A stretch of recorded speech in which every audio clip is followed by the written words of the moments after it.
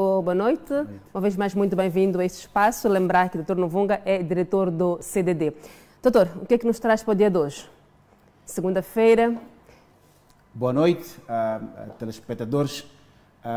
O que trazemos hoje é a informação que resulta da audição que houve na sexta-feira no Tribunal Superior de Joanesburgo, na divisão de Gauteng, onde, como sabem, se marcou a audição porque o Fórum de Monitoria do Orçamento requereu, através dos seus advogados, a interdição da extradição de Manuel Chang para Moçambique. Sim. Na altura que fizemos, o ministro Ronald Lamola, o ministro sul-africano da Justiça e Assuntos Correcionais, mostrou resistência e quis repetir o caso de Al-Bashir, que alguns anos atrás, mesmo procurado, o governo sul-africano conseguiu fazer ele escapulir-se. Manuel Chang já estava no aeroporto, o juiz determinou que, por causa da nossa ação, ele fosse interditado. E na sexta-feira, era o dia de se ouvir as partes. As partes são o Manuel Chang, com os seus advogados, a Procuradoria moçambicana, nós, o FMO, a Procuradoria sul-africana, o ministro Lamola e o Ministério de Home Affairs. O que houve lá foi, primeiro, ordenar o ministro sul-africano da Justiça e Assuntos Correcionais, o senhor Lamola, para entregar o dossiê com base no qual fez a decisão de extraditar Manuel Chang para Moçambique. E fixar a data de 17 de setembro para a audição, intervalo dentro do qual o Fórum de Monitoria do Orçamento tem que apresentar as suas alegações sobre a recusa de Manuel Chang ser extraditado para Moçambique. E as razões são, em primeiro lugar, Manuel Chang, a vinda dele para Moçambique, no nosso entender, não representa vitória da justiça. Isso representa vitória da impunidade, isso representa vitória do status quo, e o status quo é de corrupção e de captura do Estado daqueles que o detêm. Por quê? Se recordar, quando Manuel Chang sai de Moçambique para o Dubai, onde que ia, e foi detido em Joanesburgo, era cidadão livre, não tinha processo contra ele. Portanto, foi detido, as autoridades moçambicanas abriram um processo às pressas, atabalhoadamente, para dar a ideia aos sul-africanos de que Manuel Chang era procurado pela justiça em Moçambique. Manuel Chang não era procurado. Isso olha para o protocolo da SADC sobre a extradição, diz uma coisa tão simples. Se dá preferência ao país de origem se sobre este indivíduo correr um processo em sede do qual esse indivíduo é réu. Manuel Chang não é réu, é arguido. Qualquer pessoa neste país pode ser arguida, desde que inicia uma ação contra si e pode se provar que não é e fica em liberdade. Então, neste sentido, correr para extraditar Manuel Chang é concordar com a impunidade. Muitas pessoas falam que Manuel Chang vai ajudar a esclarecer o caso em julgamento agora na BO. Exatamente. Não é verdade. Isso não é verdade. Não é verdade. Manuel Chang não tem nada a ver com o julgamento em curso agora na BO. As pessoas que estão sendo julgadas na BO incide sobre eles um processo aberto pela PGR, um processo 1/2015. 2016, até que 2017 esse homem foi detido.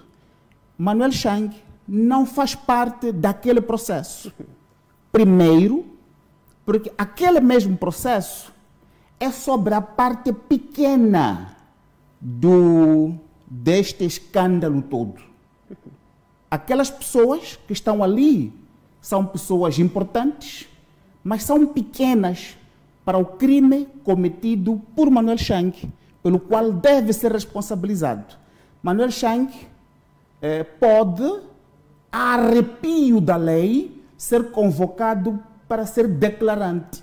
Mas isso arrepia a lei, porque Manuel Chang, como disse, cometeu um crime superior ao crime cometido por aquelas pessoas. Okay. E já explico porquê. Aquelas pessoas todas que estão ali, importantes que são, poderiam ter sido detidas se Manuel Chang tivesse feito o seu trabalho como manda a lei. Aquelas pessoas se organizaram para defraudar, para delinquir, e foram ter com este senhor. Este senhor avalizou as garantias soberanas. Exatamente. E um outro crime que cometeu contra o sistema e cidadãos americanos. Ele avalizou nesse processo que defraudou cidadãos americanos. Então, os crimes dele são de outra natureza. Vai ser julgado em seu tempo, que deixa este julgamento correr os seus termos. Como já tinha dito, num processo autônomo. Autônomo. A questão central é, esse processo foi aberto a correr e em sede desse processo, Manuel Chang não é réu, é apenas um arguido. Ele pode chegar ao aeroporto aqui e, como já disse, porque as pessoas do sistema todo comiam da gamela que estava nas mãos dele, podem simplesmente o libertar. E não só a libertação dele fere a justiça, mas, sobretudo, inflige uma outra injustiça aos moçambicanos. Repara uma coisa. O julgamento em curso aqui, como já disse, é sobre uma parte pequena. Sim. Porque essas pessoas receberam subornos, urdiram, etc. Mas a condenação daquelas pessoas vai permitir apenas recuperação de uma parte pequena do dinheiro. Sim, sim.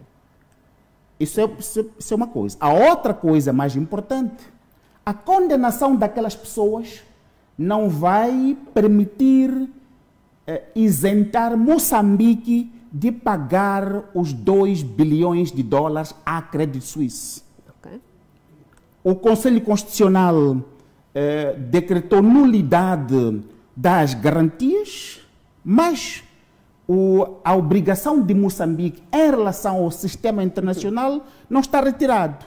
Isso só é possível condenando Manuel Chang desses crimes que ele cometeu. Isso automaticamente Moçambique junta o processo de Londres para provar que este indivíduo cometeu esses crimes à margem da lei. E aí é possível recuperar a maior parte do bolo? A questão importante primeiro, é preciso isentar Moçambique de pagar essa dívida. Okay. O que empurra milhões de crianças, milhões de mulheres, milhões de jovens e moçambicanos para empobrecimento dia após dia. Não é o dinheiro que aqueles nhangumelos, aqueles todos distribuíram. Não. São as garantias que este senhor assinou. Então, nesse sentido, é preciso que, junto do sistema internacional, Moçambique fique desobrigado de pagar esse valor. E isso, a peça-chave para isso, não são os que estão sendo julgados agora. São importantes aqueles serem punidos, o seu patrimônio recuperado e dado à polícia para melhorar suas condições de trabalho. Mas é este senhor, juntamente com o governador do Banco de Moçambique e outros funcionários do Banco de Moçambique, esses sim, e juntamente com o seu antigo chefe. O seu antigo chefe quem é? O antigo presidente da República. Porque julgar aquelas pessoas como está a julgar agora é subir a uma árvore pelas folhas lá em cima. Okay. Se sobe pelo tronco. E o tronco quem é? É um cidadão chamado Armando Emílio Guebuza, o dono do regime dentro do qual este que é o maior crime, é o maior caso de corrupção em Moçambique foi cometido. E aí a justiça moçambicana está-se a esconder. Está-se a esconder. Está-se a esconder por quê? Porque promove a ideia de que este julgamento são os esses. Não são, não. A justiça moçambicana, se estivesse ao serviço do interesse nacional, sabe muito bem como se julga este caso. Como estão a fazer na África do Sul. Pegaram a quê? Pegaram um cidadão chamado Jacob Zuma. Pois. Doutor, vamos seguir com o próximo slide. Podem colocar o próximo slide. Sim. O que é que significa isto? Bom, nós vemos aqui Teófilo Nhangumele e vemos aqui Cipriano Mutota. Teófilo Nhangumele não é agente do Estado, não é funcionário do Estado. Este o é, do CIS.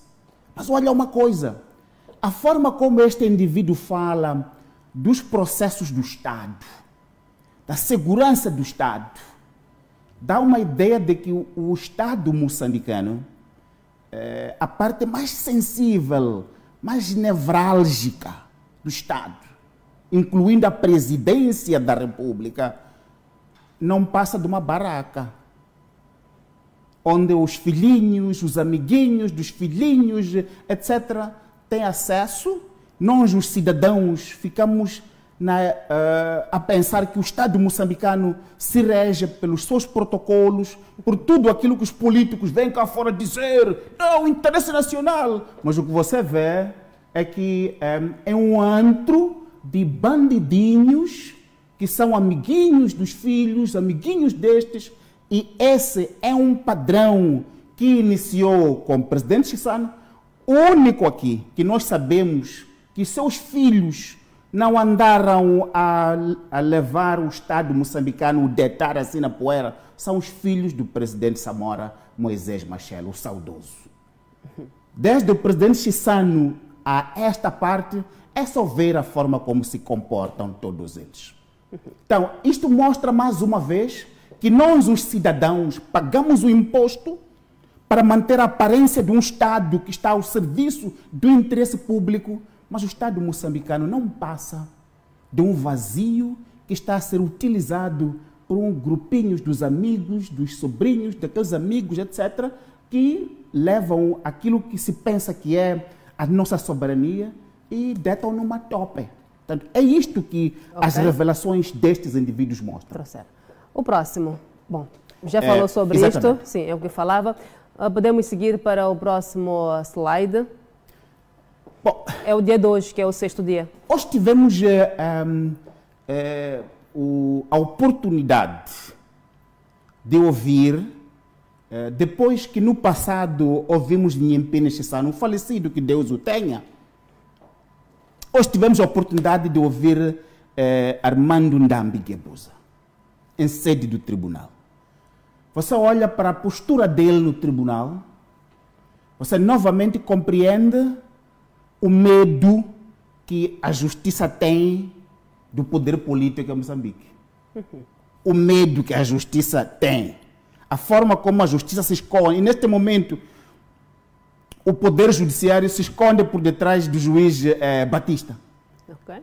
Mas a forma como todos eles, e em particular ele, se comportou, provavelmente, porque ao longo da semana foi-se dizendo que ele era Cinderela, não sei de onde é que vem esse nome, mas ele mostrou hoje... É o nome que o Jean Bostani deu-lhe. Portanto, esse Cinderela, afinal, vem do padrinho Bostani. Mas a forma como se comportou, isso dá uma ideia. A primeira é que há cidadãos de primeira e de segunda no nosso país. A forma como estava à vontade com o tribunal e a forma como o tribunal deixou ele passear a sua classe em pleno tribunal. Sente que o dia de hoje, no julgamento, houve alguma diferença em relação aos outros arguidos? Claramente. Claramente. Se compreendeu que Armando Ndambi Guebuza foi para o tribunal para dizer que passou pelo tribunal. Passou por lá. Mas a forma como ele se comportava, e foi permitido que se comportasse dessa maneira. Até teve a ousadia de fazer perguntas ao Ministério Público. É o contrário, não? De fazer perguntas ao Ministério Público. Não só fazer perguntas, mas as perguntas dele serem ditadas para a ata. É o fim do Estado. É o fim do Estado.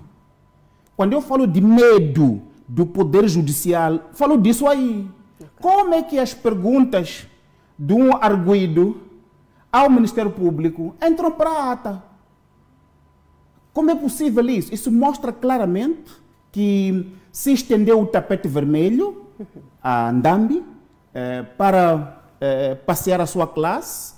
Isso mostra, mais uma vez, a ideia de que este julgamento é importante, mas esse julgamento, tem uma dimensão apenas de teatro, para esses indivíduos dizerem que houve julgamento. Essas pessoas já são ricas. O Ministério Público não foi buscar o que eles tiraram de nós, os moçambicanos, tiraram do Estado. Já são ricas, vão ser condenadas, mais 1, 2, e vão sair e ficam milionários. Estamos diante de um julgamento político. Este aqui é um julgamento que quer se dar a ideia de que há um julgamento, mas que ele, na realidade, não passa de um cumprir de um calendário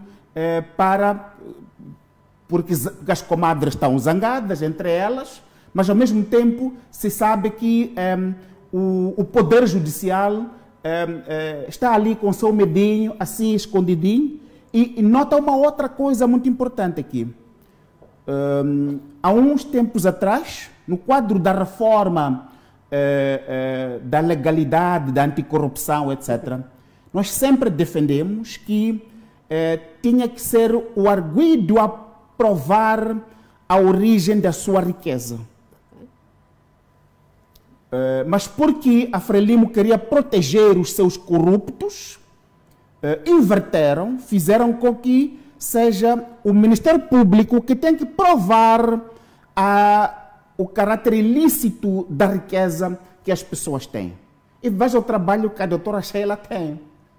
Sem meios, portanto, está ali a fazer um trabalho sem meios adequados, e esses indivíduos a dizer, prova lá que o que eu tenho, a questão no fundo é o que esta jovem dizia, prova lá que eu recebi o dinheiro, prova lá que o que eu recebi é lícito. Não tem condições naquilo que é a realidade da Procuradoria em Moçambique. Se a lei tivesse sido feita de forma correta, cabe a todos provarem a legalidade da sua riqueza. Não tem que caber ao Ministério Público ter que produzir prova de que o que você tem é ilícito. Mas, mais uma vez, isso mostra como as elites da Frelimo, que são elas que vêm, na realidade, dilapidando o Estado, não só dilapidam o Estado, mas capturam as possibilidades de justiça, invertendo aquilo que é os pressupostos de produção da justiça, e está-se a provar aqui. Essas pessoas aqui, este jovem, que nunca trabalhou na vida, já tem 30 milhões na conta, nunca trabalhou na vida, já é milionário. Quantos moçambicanos trabalham aqui para receber 6 mil meticais por mês, etc. E é esse o Estado vai lá buscar imposto, falha uma vez só, lhe carregam a banca, etc. Mas estão aqui as pessoas. O que nós sempre dissemos, o Estado em Moçambique está ao serviço da corrupção das elites da Frelimo. Temos mais alguma coisa? Podemos voltar ao slide inicial, que é o balanço do 6º dia. Bem, doutor, que uma última questão é, o juiz Efigênio saiu à rua fim de semana fazer as suas compras, houve alguns momentos de aplausos. Bom, algumas vozes dizem que o juiz não deve sair à rua durante o julgamento, deveria manter-se confinado. Qual é a sua percepção? Bom, eu estou preocupado que ele vá para a rua por causa da Covid. Portanto, o juiz, neste momento, não deve contrair Covid-19. Se ele contrair Covid, como é que fica o julgamento? Mas se não é por Covid, não, é melhor sair para a rua. Okay. O juiz tem que ir para a rua, se mistura com as pessoas, compreenda o que as pessoas querem, mas é isso mesmo. Aqui vivemos de um secretismo à volta das pessoas, à volta, estes hoje, que defraudaram o Estado, que empurraram milhões para a pobreza, andavam de carros blindados, esses aqui, já assustavam na rua, etc. Afinal, escondiam banditice. Deixam o juiz sair, ele é jovem, deixem ele passear, apanhar raios solares. Tenha apenas cuidado de não contrair Covid-19. Doutor, fora este tema do caso das dívidas ocultas, o caso Embraer, a sentença foi adiada por falta de bravaria da impressora. Faz sentido? Não faz sentido, obviamente que não faz sentido. Não faz sentido. Eu disse aqui que o poder judicial tem medo do poder político, mas ao mesmo tempo está corrompido. Está corrompido por dentro. Aparecem jovens como Efigênio a dar uma esperança, etc. Mas na sua estrutura está corrompido. E o julgamento do caso Embraer, que é um caso óbvio de corrupção, devia ter sido encerrado há muito tempo. É um caso óbvio. Isso olha para a forma como se urdiu todo o expediente. É até para rir na cara dos moçambicanos. Então, o adiamento tem que ver com expedientes que estão a ser movimentados na tentativa de salvar as figuras envolvidas. Mas nota uma coisa importante.